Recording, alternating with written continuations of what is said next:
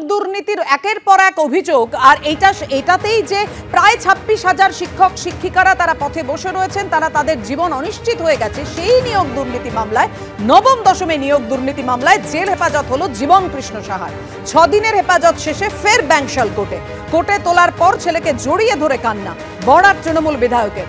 সরাসরি চলে যাব, আমাদের সঙ্গে রয়েছেন আমাদের প্রতিনিধি পার্থ প্রতিম ঘোষ। পার্থ, কি আপডেট এই মুহূর্তে?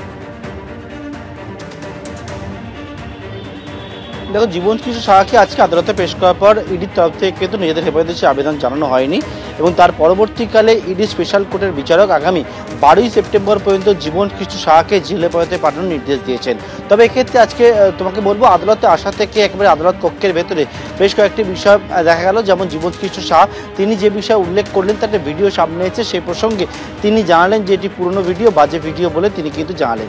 অন্যদিকে কিন্তু জীবন কৃষ্ণ সাহাকে দেখতে পাওয়া গেল কোর্টের ভেতরে, যখন যে কোর্ট রুম রয়েছে কোর্ট রুমের ভেতরে জীবন কৃষ্ণ সাহাকে নিয়ে আসেন লকআপে থাকা পুলিশ কর্মীরা, এবং যখন কোর্টের মধ্যে নিয়ে আসেন তখন তার স্ত্রী এবং ছোট ছেলেকে দেখতে পায় জীবন কৃষ্ণ সাহা। এবং জীবন কৃষ্ণ তার ছেলেকে প্রথমে জড়িয়ে ধরে আদর করে এবং তারপরে যে কাঠগড়া রয়েছে কোর্টের ভেতরে সেখানে গিয়ে একেবারে দেওয়ালের দিকে মুখ ঘুরিয়ে কাঁদতে থাকেন জীবন কৃষ্ণ সাহা।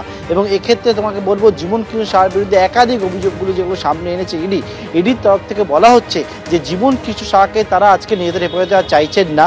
6 দিনের জন্য হেফাজতে পেয়েছিলেন, কিন্তু আদালতে তারা জানিয়েছেন ইতিমধ্যে আদালতে জমা দেওয়া নথিতে যে জীবন কৃষ্ণ সাহাকে 6 দিন ধরে তারা কাস্টাডিতে রেখেও কোনো রকমভাবে সহযোগিতা করছেন না জীবন কৃষ্ণ সাহা। এবং সেই জন্য অন্যান্য বিভিন্ন যে পারিপার্শ্বিক তথ্য প্রমাণ, এই মানি ট্রেল, সেইটাই তারা জানার চেষ্টা করছেন, বের করার চেষ্টা করছেন।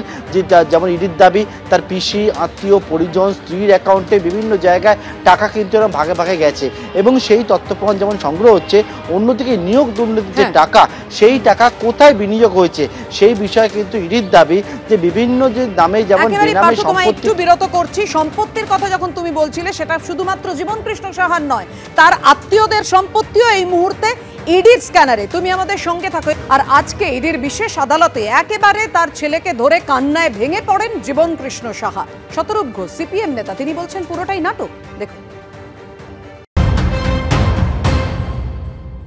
কান্নাকাটি করছেন কেন শীত সাধনের মতো বুঝতে পারছি না। ওনার তো এটা বোঝা উচিত, এর আগে ওনাকে সিবিআই ধরেছিল, তখন অনেকে ভেবেছিলেন বোধহয় ওনার বিরাট শাস্তি হবে, বিরাট তদন্ত এগোবে, কিন্তু কদিন পরে ওনার বেল হয়ে গেল। মমতা বন্দ্যোপাধ্যায় এবং নরেন্দ্র মোদী বোঝাপড়ায় আর 5 দিনের মতো উনিও মাথা উঁচু করে বেরিয়ে আসছেন জেল থেকে, এইবারও বেরিয়ে আসবেন কদিন পরে। এই এত কান্নাকাটি করার কি আছে? বাচ্চারাজ্জির মতো মানে গোটা এই ঘটনার একেবারে ওপর দিকে বসে আছে যে, যার কাছ থেকে কয়েক কোটি টাকা বাজেয়াপ্ত হলো, সেও যেখানে ইডির কাছ থেকে বেল পেয়ে গেছে, তাহলে জীবন কৃষ্ণ সাহার কি অসুবিধা হয়েছে? এমনি তো কদিন আগে একবার বেল পেয়েছে। সুতরাং এই কান্নার কোনো মানে হয় না। মমতা বন্দ্যোপাধ্যায়ের উপর ভরসা রাখুন, মোদীর উপর ভরসা রাখুন।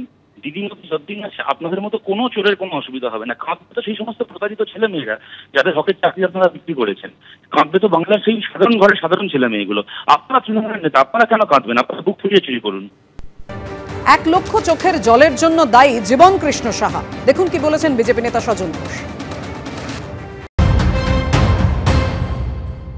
যে কোনো বাবা যখন তার ছেলে থেকে দূরে থাকে বা ছোট সন্তান যখন তার বাবার থেকে দূরে থাকে, তখন উভয়েরই মন খারাপ হয়, উভয়েরই মন খারাপ হয়। এই মন খারাপকে এই কান্নাকে ব্যঙ্গ করতে রাজি নয়, কিন্তু এর বাবা বলে ন্যাড়া একবার বেলতলায় যাবে, ওর বাবা কিন্তু 2 বার বেলতলায় গেছে, ফলে ওর ছেলেকে চোখের জল ফেলতে হচ্ছে।